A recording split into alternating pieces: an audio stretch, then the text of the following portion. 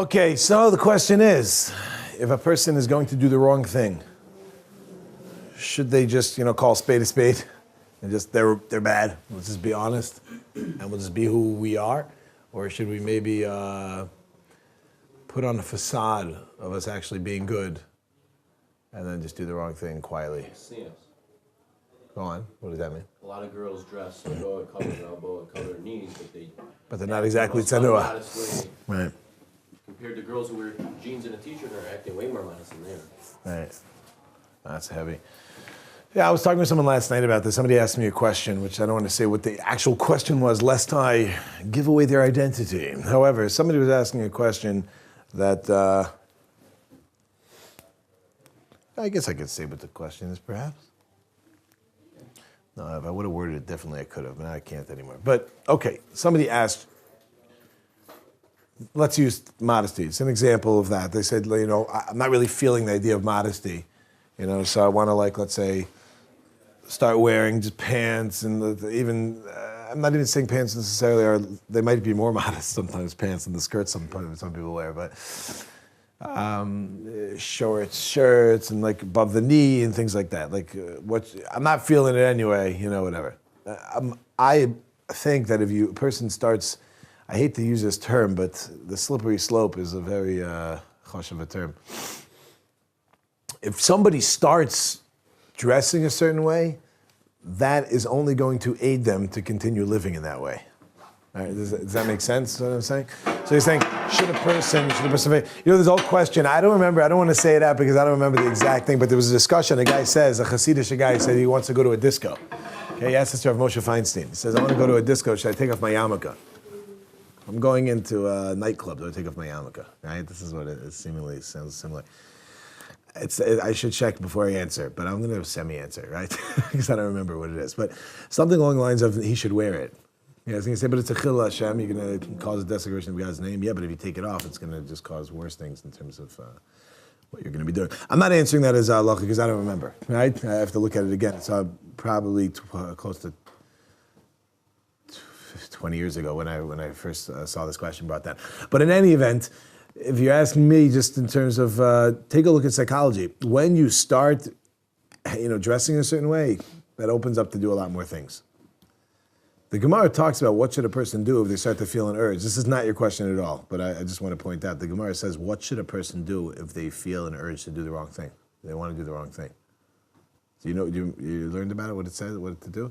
I can assume it says take a break, think about it. Right, don't do it, right? What should you do if you start to feel temptation that you want to do the wrong thing? What should you do? What? You do it once? Do it once. Yeah, that's what I heard from my roommates. Really? Once, just to get it, not like... Get out of your system. Yeah. And before you know it, you're a full-out crack addict. I guess it depends what. Yeah, it depends what. What do you say, Mike? You have a temptation. You want to do the wrong thing. What should you do? Okay, good. So the Gemara says, fight it, right? That's the first thing the Talmud says, is to fight it. What if you can't? What if it's it's too much? You can't. What do you do? Do it with a friend. Do it with a friend. Video it and sell it. All right, so what do you do?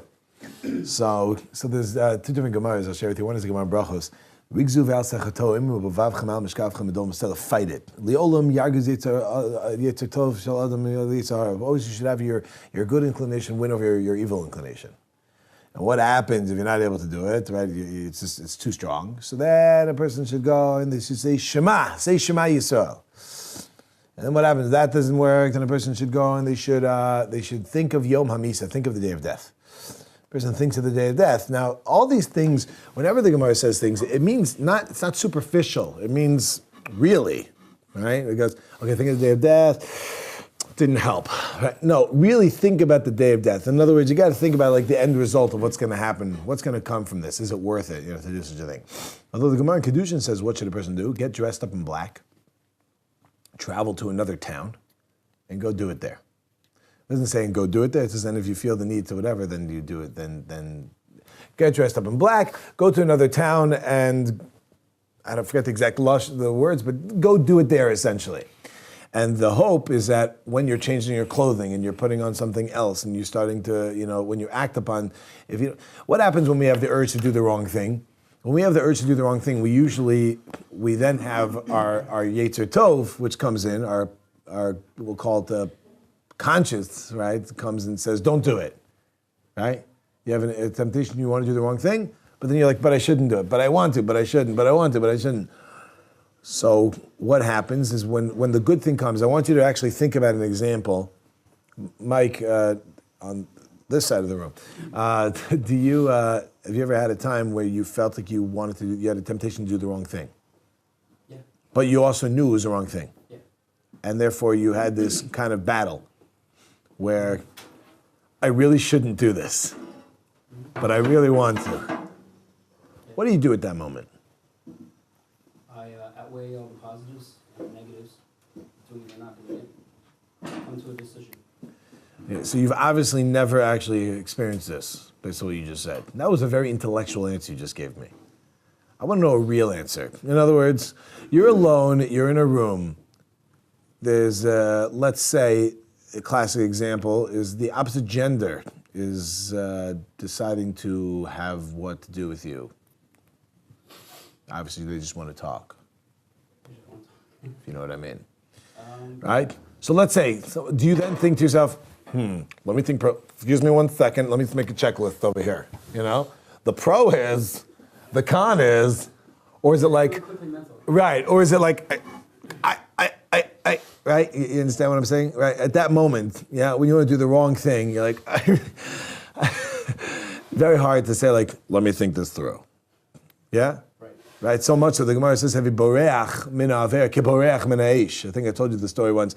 Well, some of you not. Perhaps you heard this about a guy who was once tempted by the fruit of another, shall we say? And as soon as the temptation began, he started yelling, "Fire!" and he ran. He left. Right? As the Talmud says, you should run away from sin like you run from fire. Right? If you don't run from it, forget about it. You know what the temptations are. You understand how powerful. I mean, we know, right? It's a very, very powerful thing. Gemara says, "Eina patropas l'rayos." There's no guardian when it comes to physical promiscuity, right? Now, I don't mean to only talk about this example, but this is a very strong example. Like Gemara in Kiddushin talks about a story, like you think like, okay, I'm already older, I don't have koach, whatever. Gemara says a story about a fellow, one of the Tanoim, one of the great sages, that there was a woman in the attic. Now the attic back in the day, the way they used to get up to the attic, you had a ladder, and you'd bring the ladder over, and you'd set it up, and you'd go up and down. And there was a woman, this ladder was so heavy you needed like 10 people to carry it. And this older man who got a glimpse of this woman, and he went and grabbed the ladder by himself, lifted it up, and put it up. Right? You know what adrenaline is. Yeah, it's pumping, right? And he starts walking up the ladder, and he starts yelling, "Fire!" So back in the day, whatever people do when there's a fire, everyone came running with buckets of water. Right? That's how you did it. Right? We've evolved a little bit, right? Especially in Lake George. Right, but you basically they all came with a bucket of water, and they ran in the house, and they find him up the ladder, and they're like, where's the fire, And he said, it's all right, you already put it out. Right, you put it out already. It was a fire in my heart, and you put out the fire. It's very heavy. It's very heavy. So what do? I wanna share with you what I think, and Jason, and I want to know what you think if this is true. What's your name? Alex. Isn't it Alejandro? Alexander. That's exciting. Okay, so Alexander the Great was pretty exciting, though. Is that who you're named after? Yes. Yeah, probably. Okay, so Alex, it goes like this. You're about to do the wrong thing, and you feel like, I really shouldn't do this, but I really want to. So what we do, what I do is I quickly do it, the wrong thing, and then afterwards go, oh, why'd I do that? Anyone ever done that? Yeah, do you understand what I mean when I say now? Yeah, right. Why quickly do it? Because I know that if I give it a second, then I might not do it. And I want to do it, but I know it's wrong and I don't want to do it. But I want to do it. So what I do is I quickly do it to not let my conscience get the better of me. As soon as there's a lapse of a moment, then we start to think. And then we start to think it's like torture, like, oh, should I do it? Should I not do it? I want to do it. I don't want to do it, etc. Make sense? Okay, so what should a person do? That's why the Gemara says, what do you do if you feel like you have the temptation, you want to do the wrong thing? Okay, change your clothing, put on all black. So first of all, you probably don't have all black at home, right? So you have to find it, yeah? But then, okay, you have it, put it in all black. Then travel to another town. Get what's going on? In the meantime, whether you like it or not, inevitably you start to think. You start to be like, I don't know, maybe I shouldn't, I don't know, right? If you've ever had a temptation to do the wrong thing and it's not right in front of you, but it's, let's say, a mile away, and you have to get in your car, and you've got to drive over there, and you have to whatever, the whole way you're thinking, I really shouldn't, until finally, maybe then you can overcome it. Got it? So now, the question is, should a person be who they are, or should they fake it? In particular, that question, I think if a person starts to, be who they are, so then it just drops them down to the next level, and then it opens up the box to be able to do anything. Okay? I think it's much harder to improve yourself if you're like kind of superficial and doing things, you're not really sure what you're doing, if you're doing the right thing. If you're honest with yourself, you know what's going on. There's a reality of rock bottom, right? There's a reality. I don't know that we generally recommend rock bottom. I think rock bottom just happens. When a person hits rock bottom, that's usually when they're able to raise themselves up. Right? So now do we say to the guy, he's having a hard time, he's getting involved with drinking, he tried drugs that one time, and he's on a slope down. So what do we do now? Do we say to him, all right, man, you're on a slope down, we probably should help you get to the bottom. So here's some smack, here's a little bit of crack, piece of PLSD, heroin, weed, a little bit of alcohol, you know what I'm saying? Some pills, Ajax. Do we aid him in that slope? Or if he gets to that slope, okay, when he hits rock bottom, you hit rock bottom, let's start working. It is true that there are times when a person is going down that you start to see like, okay, maybe it's not even worth starting working with him because he's not going to be able to even hear anything until he gets it out of his system, so to speak. But do we then go and buy it for him, right? Do we then recommend, you should probably do X?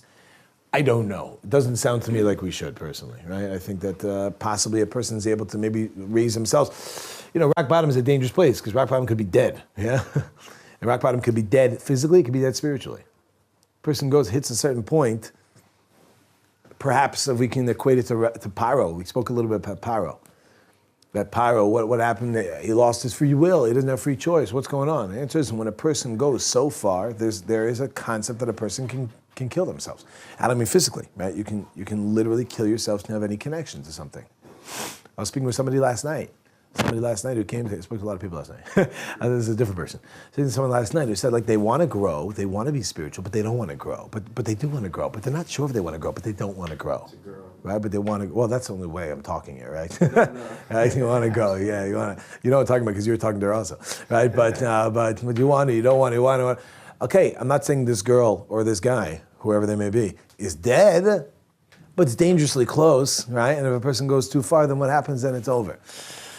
Okay, so that's the quick and easy. This is the idea. A person has to understand we got to think about these things. So that's why, just to go back to the discussion that we had about Adam and Chava, about the snake situation, when the snake comes along and speaks with you, right, the best thing to do when the Yetzer Hara comes, the evil inclination comes, is to not even be goresit, not even listen to what it has to say. Like, I'm dumb, I'm not even talking to you. Right? Don't even open up that box. Don't even open that box. As soon as you get into conversation with the evil inclination, you're done, right? As soon as it comes to it, it's like, hey, why don't you try, busy, sorry, right, and walk away. Because if you're like, what should I try? What do you have in mind, right? And what do you have in mind? Now that it opens up things and the things go quickly. Things move quickly, and before you know it, we fall to things that maybe we don't want to be falling to. All right, so that's number one. We shouldn't even talk with it. What happens if you do get into a conversation about it? So then be real about it. That's the example like I've spoken in the past when we talked about the chocolate cake, my classic chocolate cake love, okay? And every time I talk about it, I think about it. And now I want to do it. All right, that's the idea of speaking it out and saying, chocolate cake, I want you to know you look delicious, you look lovely, you look fine. But I just can't do it. We can't be doing this again. Okay? We can't be doing this. But don't play games with okay, maybe really it's not okay. Speak it out, be clear about it. That's again the cost-benefit analysis of everything in life. You gotta be able to have clarity in what it's about. Okay, now, says the Gemara, Kol hagodol mechaveru yitzar gadol imenu. Anyone who's greater than their friend, their evil inclination is greater than them. The greater one is the more you rise, the greater you become, the greater your Yetzer Hara becomes, the greater your evil inclination becomes. You hear the idea? The greater you become, the greater your evil inclination becomes. Why? Very simple. There's a big misunderstanding about what is the Yetzer Hara, what is the evil inclination. Many people think of the evil inclination as this evil thing. And you're right, it is evil. However, the reality is this evil inclination is actually there to aid you. If we didn't have an evil inclination, if we didn't have something which is driving us one way, then we don't have drive. We can't be driving the other way. If we're not being driven one way, you can't be driven the other way. How does a person become strong? How does a person become physically strong? Work out. What? Push against Resistance. Resistance building. Yeah? If you do not have resistance, you don't have any growth. If there's no resistance, there's no growth. Which is why when a person says, oh, I just wish like life could just be chill, let life just be chill, then you'll never grow. Right? You'll never grow. A person wants to grow. Let's be clear in a physical analogy. You need to have weights that are pulling against you. Okay, we find this very interesting by Esther. Megillat Esther, or some would call it Megillat Esther. We're coming up in a couple of days, the world's favorite holiday, right? Getting drunk. And the holiday is called Purim. Right, we'll discuss more about that as we get closer, but the idea of the holiday of Purim, that one of the main characters is Esther. Esther is one of the main characters in Purim, if not the main character. And there comes a point where Mordechai says to Esther, you got to go to the king, right? You got to speak to the king. You got to go meet with him. Esther's like, but I can't. I wasn't called or summoned. He says, you got to do it. You got to go to the king. But Mordechai, please. Right? You got to do it, girl. You got to go. Right? He's like, but if you don't get called, you get killed and whatever. He's like, okay, but here are the options. The whole Jewish people are about to be destroyed. You understand? Hamanbu set up this whole decree that he wants to destroy the Jewish people. You got to get in there. You got to do something about it. And then he says a fascinating line. Umi yodea im keis kazos. And leis kazos he got l'malchus. And perhaps, where is that dope? And who knows if for this particular reason you came big. Okay, anyway. Who knows if this is the reason why you became the queen? Maybe this is the whole reason why you became the queen. How many times do you have in life that there's challenges that come up? And when a person has a challenge in life, what ends up happening when you have a challenge? A lot of times people are like, oh, this is too hard. Forget about it. I want to stop now. All right? I want to stop. Yeah, I'll give you an example of what I'm talking about. If somebody here is, let's say, in the beginning stage of their journey, let's say in terms of Judaism, someone's checking it out. Does anyone here not grow up observant? Not grow up observant? Not? Okay.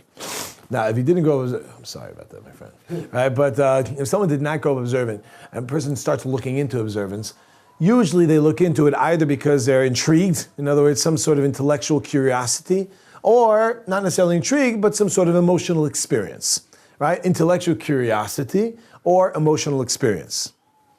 Either way, if you came with intellectual curiosity, then you might be better off than if you came in with the emotional experience. And the reason being that the intellectual curiosity, you don't necessarily have any expectations. You're just curious. You want to learn and see what it's about. If you're coming with an emotional experience, you already have some sort of expectation. And that is, wow, this was really nice. I know a certain rabbi, I don't want to say who, but who said that, a lot of times they have trips, what they call outreach trips, kiruv trips. Aish, who'd you come with? These are 2.0. What's with that guy, Forrest? How's Forrest doing? Forrest. I know, he hates me. I know, he hates me with a passion. Okay, anyway, so send him my best. But you come with a trip, and this rabbi said, when these trips come, and they have, did you ever go on one of these trips? Any sort of kiruv trips? Taglit, birthright? It wasn't really a kiruv trip. What was it? It was just touring and chilling. Right, messing around, having a good time. A lot of Yitzhahars. Right, maybe a few. Anyway, so you were on the other side of the trip. There wasn't really a main theme of the trip. It was just to see. Zion. Right. Okay, fine. So then you won't have it as much as I'm going to share with you now. But you ever been on one of these trips before? A lot of times. You ever been on one of these trips before? In high school. In high school? What was it? NCSY. Right. So these trips make Judaism very exciting. And they make it very attractive. And one of the things they'll do is, let's say, Shabbos. Shabbos is a very powerful tool to use in reference to bringing somebody closer to Judaism. What's the problem? The problem is, then a person who grew up secular sees Shabbos, what do they see it as? Singing and dancing and amazing food and tons of people and excitement and talking and touring the old city, because Shabbos means you tour the old city, and everybody hear what's going on, right? And then what happens? Then you go home, and you're like, oh, Shabbos, let me go find my nearest Shabbos party, right? And really, that's beautiful if you want to do that every Shabbos. But that's not generally what happens. You don't usually walk into a religious home, on a Friday night, just pop open the door and you see the whole family, hi, woohoo, challah, little cake, Sometimes it's quiet, and sometimes the challah isn't exactly, the most incredible challah ever. It's a little burnt. And sometimes, they don't have 12 courses, right? There's one or two, yeah? In which case, what ends up happening when you have that excitement, it's like then it's very hard to get that. It's like starting cocaine, right? It's like a person, not that I know, I'm just whatever. It's like a person, I have a friend. Anyway, it's like a person who gets involved in drugs and they start with coke. You can't start with coke. You can, but once you start with coke, nothing else is going to excite you.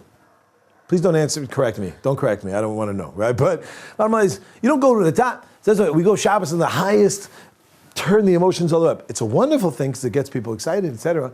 So this one rabbi said, what we should be doing with these trips is bring him to a place where there's no heating, like in the middle of the winter, and stale challah, and just sit there solemnly, right? Because that's what Shabbos is. That's not what Shabbos is. But point is, if you start Judaism with this excitement, it's beautiful.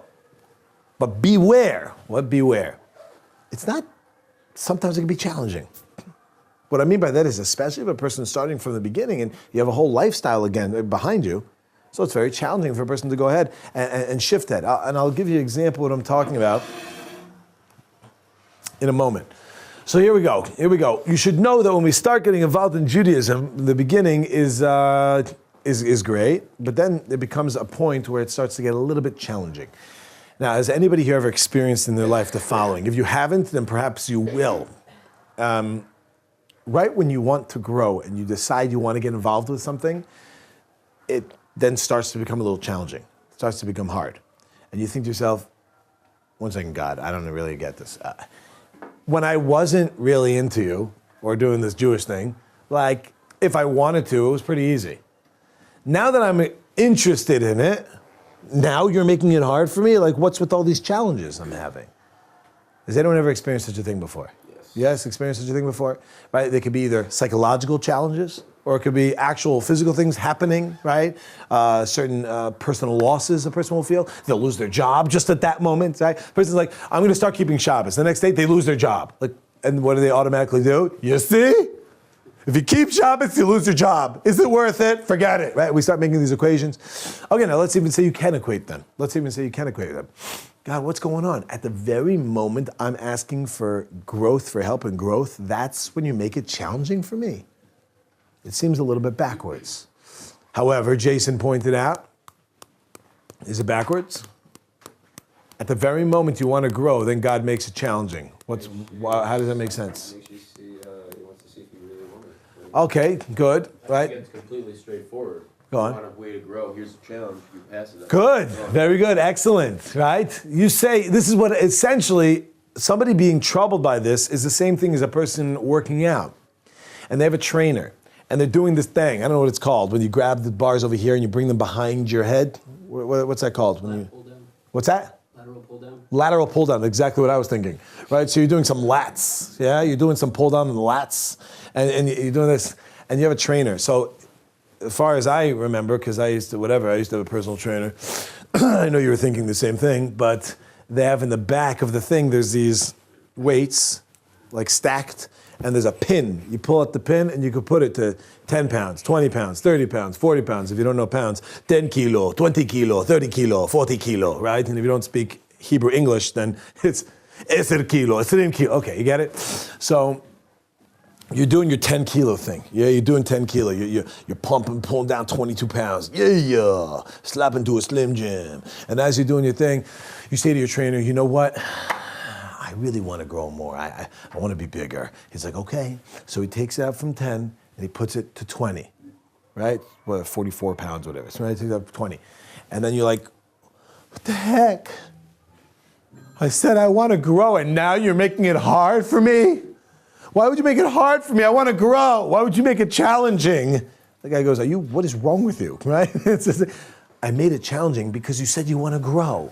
Everybody get it? When we have challenges in our life, we're like, God, I said I want to grow, and now you're making it challenging. Now I have to stand here because so if you go ahead and you say that you want to grow, so God says, okay, I'm going to give you a challenge. Let's see how it goes. Comes along Esther and says to Mordechai, I can't go to the king. You know, I'm not called. Maybe I'll be killed. Whatever it is, I can't go to the king. It's fine. Leave. I can't go to the king. So he goes and he says. Mordechai says back to him, someone had to stand there for you. Right? So somebody says to him. So Mordechai says, who knows? Maybe this is the reason. Maybe this is the reason. Maybe this is the reason that you came to the kingship in the first place. This is why you're the queen. You're here because of the fact that now you can grow. Makes sense. Everybody get it? Oh, but what do we do? What do we do when we have a challenge?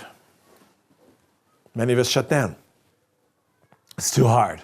I need a break. I'm just going to take a break, do this thing one time with my friends, just do like a little break, and then I'll come back to it. What should you do if you start to feel yourself that you need a break? Push yourself in the hard. Okay. Or not, because you might rip your muscle. But it could be. This would depend. Has anyone here ever felt a little bit burnt out, as they say? Yeah. Right? A little burnt out, a little bit overload. You take on something. It's just a lot of pressure, right? The pressure. You start to feel like this is too much. I gotta chill. I gotta stop this. What should a person do when they start to feel the fact that they're not feeling it? So there's a sefer called Alei Shor. Alei Shor is written by Rav Shlomo Volbe. Shlomo Volbe explains the following. He was a rabbi, passed away not long ago, within I think in 2003, if I'm not mistaken, and he was known as the mashgiach of the mashgichim. A mashgiach is, what's a mashgiach? Someone who overwatches the kitchen, makes sure everything's good. Correct. There's a mashgiach kashrut, which means somebody, the word mashgiach literally means supervisor. The literal definition of mashgiach. If you go to a restaurant, you want to know if things are kosher or not kosher. If you go to a nightclub, you want to know restaurant, you want to know if things are kosher or not kosher. Right? So what happens, you speak to the mashgiach. You see, he's the one who's overrunning the whole thing, etc. But there's something else called the mashgiach ruchani, a spiritual supervisor. In other words, you go to a yeshiva, then you have someone who oversees the students, their spiritual growth. You familiar with what I'm talking about? Does anyone know who Rav Gil is by any chance? Yeah, you know Rav Gil? No? In the other building, Rav Gil? So anyway, there's a rabbi named Rav Gil. He's the mashgiach, yeah? He's not checking if you're kosher. Of here? Right, the mash. Right, exactly. We call him the mash. He's the mashgiach there, exactly. So Rav Volbe was known to be the mashgiach of the mashgichim. He was the spiritual supervisor of all the spiritual supervisors. So he was a very wise man, very big Talmud Chacham, great sage, and people would go and speak with him when they had questions. So he wrote a book, and the book is called Alei Shor, which literally means arise, ox. More on that another time. And in his book on page 34, if you'd like to check it out yourselves, he has a chapter entitled Yemei Ahava, Yemei Sina V'Hayush, days of love, days of hate and despair. Days of love, days of hate and despair. Now what is he talking about? Have you ever had, when you wake up in the morning, you're pumping, you're cracking, you're feeling good, you're excited, you want to do, you want to grow, you want to go, you want to be, can you take me higher? You just want to get, right? I don't know, it's a little old school Creed, a little move over there, but right, do you want to go higher and higher, right? Has anyone ever had a day like that? Mike, you ever had a day like that? You wake up and you want to be a better person you are? You do? Okay, good, right? Yeah, those days. Yeah, and maybe even in Judaism, right? Have you ever felt that before? Perhaps you want to do more in Judaism? You ever thought such a thing? You could be honest with me. You could say no, not a chance. I don't know what you're talking about, man. What do you? Not exactly. God. Connection. Mike, what do you say? I need my second mic on the scene here. Yeah? Okay. You ever have a day where you're just not feeling it? Yeah. I'm not interested. I do not want to wake up. What's that? There's a song, it's like, the words are literally, today I don't feel like doing anything, I just want to stay in my bed. Who sings that? Friedman. Really? Yeah. Sing it. Today I don't feel like doing anything. to stay in my bed. Give me like the chorus. Don't feel like picking up my phone. Leave your message at the tone. Is that right? I love these songs. They're so intelligent. You know what I mean? It's like a guy woke up. He's like, I don't want to do anything. He's like, hey, I don't want to do anything. Hits the top of the charts. You know, like these people like got like the number one. It's like Stone Temple Pilots. Anyone know that band, Stone Temple Pilots? You know where they got their name from? They were stoned. And there was a it was when you fill up a gas canister, okay, where you fill up the car, and it said on it STP. That was the company. So they're like Stone Temple Pilots, right? And they're like, that's it. Now they're Stone Temple Pilots, right? Like this becomes like this is. I love this brilliant. Okay, in any event, back to our program. Sometimes I just leave a message at the tone. Right, so when you wake up and you're just not in the mood. You're not in the mood. You're not feeling it, right? You ever had a day like that, Sam? Yeah, you will, of course. The first time, like, I have to think about it. Did I ever feel like I want to grow, right? Second, yeah, I've had days that I don't want to do anything. You know what I mean? What do you do? What do you do when you wake up and you're just not in the mood? You just don't want to do it. So let's think about it back to physical. Has anyone ever worked out before? Yeah, anyone worked out before? To me, it's natural, but the rest of you, it's naturally a keg. But if you've ever worked out before, you'll know that it depends what you're doing, but you're not supposed to be doing the same thing every day, right? Alternate days, and within alternate... Talk about muscle building? Yeah, muscle building. I don't mean cardiovascular, right? I'm not talking about just like staying healthy. All right, cardiovascular is do it every day. Right, go ahead, do the elliptical, okay? Right, get on that thing, you know what I mean? Ski. But I'm talking about, let's say, weight training. You don't do it every day. You need to let your muscles rest, and then go to another thing, etc. What do you do though? Let's say you do it Sunday, Tuesday, and Thursday. Sunday, Tuesday, Thursday. And Mondays and Wednesdays, you do your little skiing thing, okay? But Sunday, Tuesday, and Thursday, you're doing weight lifting. What happens if Sunday you do it, Tuesday you do it, Thursday you do it? You do it for a couple weeks. And then Sunday you do it, and Tuesday you're just not feeling like it. What do you do? I would do something that you do feel like doing, or something different from what you don't feel like doing. In reference to weightlifting? Like, all right, so... What would a trainer tell you to do if you say one day you don't want to do it, you want to take off one day? Do another type of activity that's productive. Good. I.e. playing cards with your kids. That's productive. Maybe like stretching. You mean a physical activity. You don't just mean like an activity. Okay, good, right? Related to the growth. Oh, very good. In other words, what they would say is, do something whether you like it or not. Because if you don't do one day, what happens? You lose it. Right? You start to lose, we can start with just momentum, psychological momentum. You lose momentum, right? But even putting aside psychology, physically you lose momentum. And it becomes that much more difficult to do it on Thursday. And then what happens, slowly but surely, you break down until it ends up, you stop doing it. Which means you got to do something. Even if it's not the same weight training, you got to do some sort of thing where you're continuing with it. So he points out the following. Elisha first says the following idea. Number one, you should know. Because a lot of times we don't know something, it kills us. If you don't know something, it kills you. If you ain't ready for something, it's going to knock you out. I'll give you an example of what I'm talking about. I was playing basketball when I was in 8th grade. Did I tell you the story? Something with my Rabbi, Gershon Kramer. We're playing basketball. And my rabbi was a phenomenal basketball player. Right? You know, when you have someone who's a good basketball player, like you have all the rumors. He's from LA. He got drafted by the Lakers, but he didn't. But it was Shabbos or whatever. Yeah. So he was a phenomenal basketball player. And he was also pretty physically fit. Wouldn't say he wasn't, but he was very cut. A Rabbi in yeshiva. He taught Gemara, right? But I'm just saying he happened to be in very good shape. And we were playing ball once, and as we were playing ball, somebody said a pick. Does anyone not know what I just said?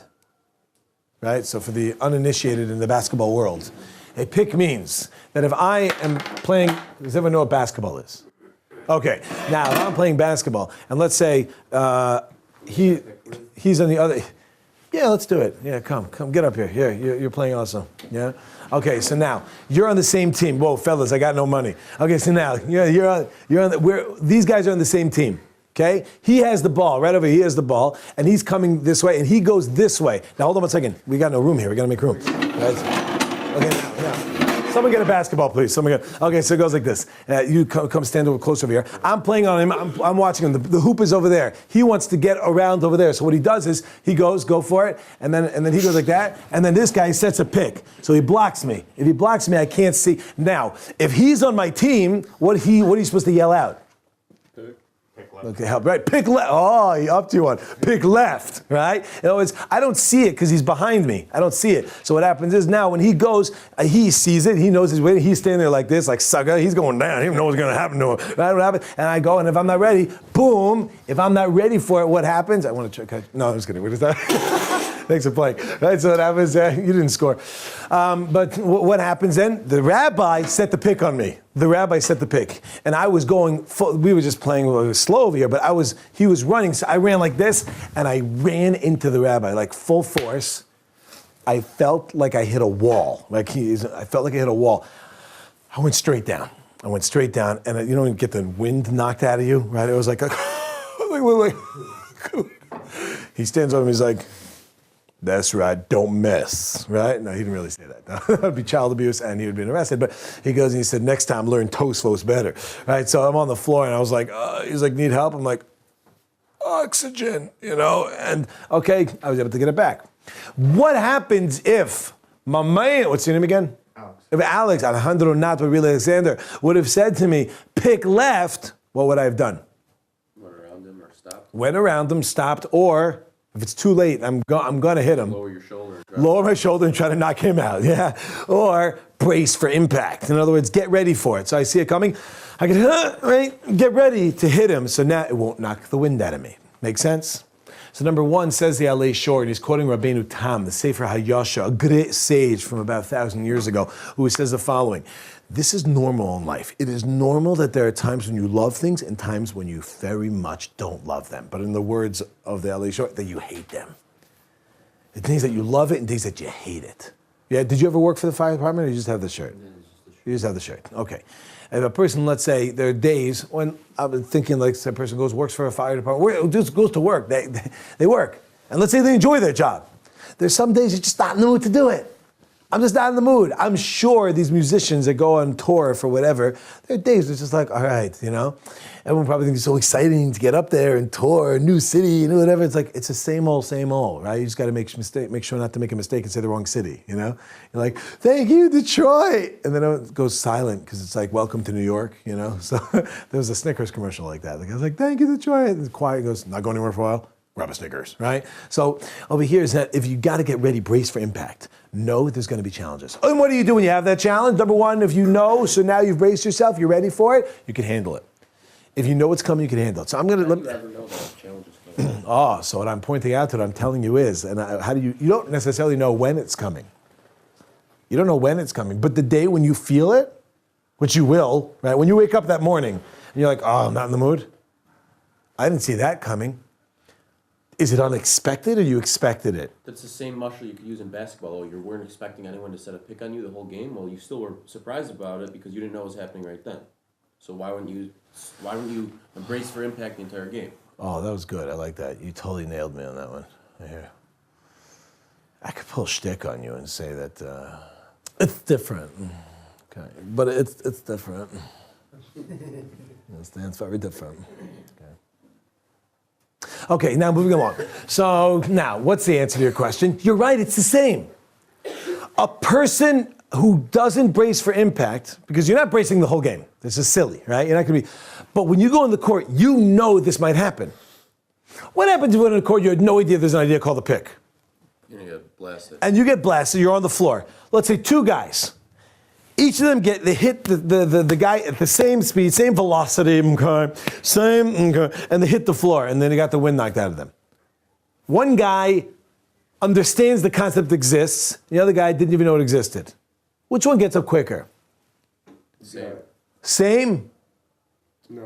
The psychological understanding of any impact on your physical well-being. Okay, so the guy... Get it? So the guy who gets hit very hard, they both get hit hard. But the guy who's like, he's like, shoot, I should have saw that coming. He still has the wind knocked out of him, but he's like, all right, time to get up. The other guy's lying there thinking, what just happened? And everyone's still playing. He's like, I don't get it. And everyone's like, get up. He's like, but how could that be? It was like, he's like, I don't want to play anymore. Right? I don't want to play anymore. The guy who knows it's coming is like, all right, let's keep going. And I'm going to set a pick on that sucker. I'm taking him down, right? And then the guy does set a pick and he lowers his shoulder, gets knocked out again. But we find that I always want to remind me, I was playing ice hockey. I used to play ice hockey when I was a kid. And I was going once, I was in a camp. It was an ice hockey camp. I was 13 at the time, and there's a punk counselor, these punk counselors. So at one point, okay, it's not right, but I wanted to nail this guy, right? And he's not wearing any equipment. I'm wearing full equipment. And I'm like, I'm going to nail this sucker. He doesn't even know what happened to him. I'm going to knock this guy out. He doesn't even know what no business, right? You don't mess with me, boy. Right? So I come at the guy. And right as I go lower to hit him, he goes like this. He bends down. And when I go, I was already over him, and then he lifts up and he flipped me over him. He killed me. Right? He saw the whole thing coming. He just played like he didn't. So he's just standing here like this. I came from behind. He's like, whoop, right? And he threw me over. Right? You get nailed. But when you know it's coming, it will hurt. It will be painful, but you can get up much quicker.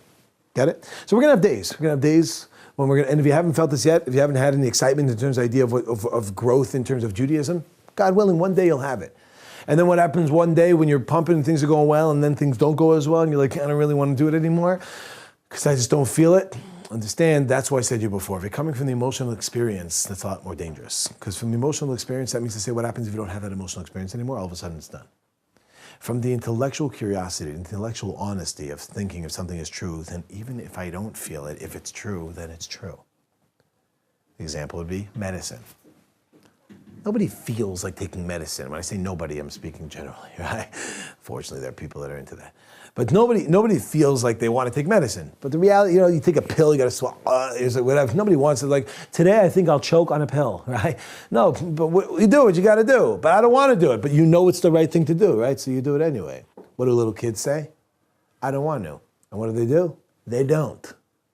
Unless you make them do it. Right? Unless you make them. You have to force them. There's a whole little trick I'll share with you. That with little kids is a reflex. That if you blow in their eyes, they swallow. It's a wild reflex. So if you want to get your kid to take medicine, right? So you hold their mouth open, you put it in, and then blow in their eyes. And they'll be like, ah, right? And sucker, I say sucker, that's not so nice, but maybe I do. But anyway, Canadian is that we don't want to take it, but we do it anyway. We do it because we have to do it. That's the concept of being intellectually honest. Okay, so let's recap this sucker, and then we'll end off if anybody has anything. So, start with the idea, what should a person do if they start to feel the concept that they're not feeling? Should they be honest with the fact that they're not actually religious and just live it out, or should they maybe fake it a little bit? The answer is, could be multiple. I don't know. I would suggest that a person who goes and starts getting involved in changing the way that they're behaving, that's only going to cause it to become even worse. But isn't it worth it to hit rock bottom? Okay, if they do it, they do it. But I don't think we recommend that a person goes, here, try this as well. You're already messing up your life, mess it up more. Then we'll start growing, yeah? Okay, but what should we do if we're starting to feel the fact that we want to do the wrong thing? Well, think about it. It's very hard to think about it. So it says the Gemara, what should a person do? Therefore, what starts thinking about the fact that a person should overcome if that doesn't work, say, Shema Yisrael. If that doesn't work, the way person, no, think of the day of death. But don't just think of it like, oh, death, I still want to do it. No, think of the day. What's the outcome? What's going to come from this? Is it worth it? What's the end result that's going to be from this? Think of the day of death.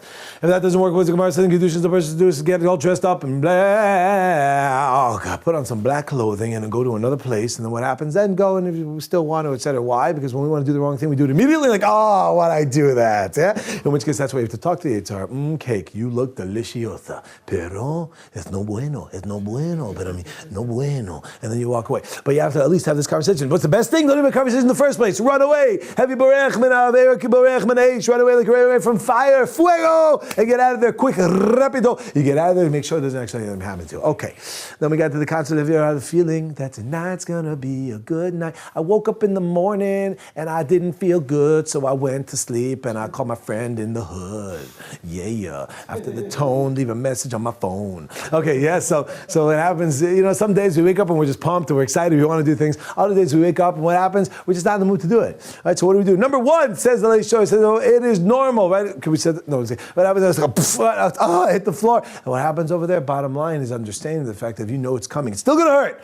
But psychologically speaking, you can get up a lot quicker because you know that it's coming. You understand that it's coming. Okay, after that, what's the difference? You just stop? No, if you stop, what's going to happen? Be very careful. Don't stop, because if a person stops, believe it. What's going to happen? Then it becomes very hard to start again, right? What happens on muscle Sunday, Tuesday, to stop on Tuesday. Thursday is going to be very difficult to get started again. In which case, don't stop, because stop puts us to the bottom.